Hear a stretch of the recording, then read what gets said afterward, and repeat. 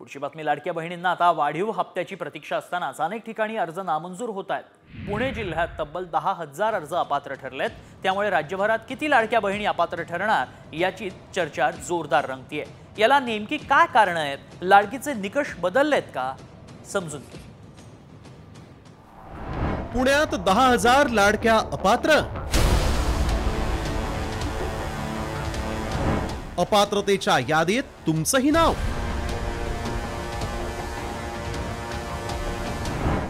नवे निकष, लाडकीला जाचक।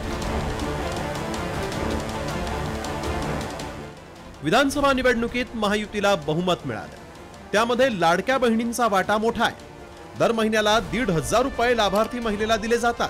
आता त्यामध्ये 600 रुपयांची वाढ करण्याचं आश्वासन महायुती सरकारनं निवडणुकीत दिलं होतं। सुमारे 2 कोटींच्या घरात पात्र लाभार्थी या महिलांच्या खात्यात पैसे जमा झाले।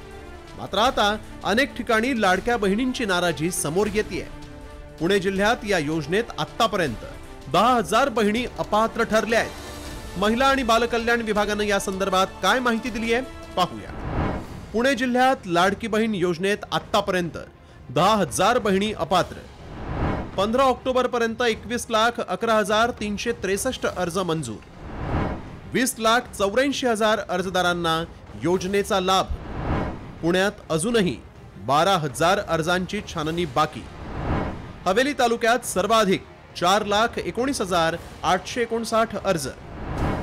विधानसभा निवडणुकीची आचारसंहिता संपल्यानं लाडकी बहीण योजनेतील प्रलंबित अर्जांची छाननी सुरू करण्यात आली आहे। अपुरे कागदपत्र, मर्यादेपेक्षा जास्त उत्पन्न, एकाच कुटुंबातील 2 पेक्षा जास्त महिलांचा अर्ज असे काटेकोर निकष प्रशासनानं लावल्यामुळे लाडक्या बहिणी अपात्र ठरतायत।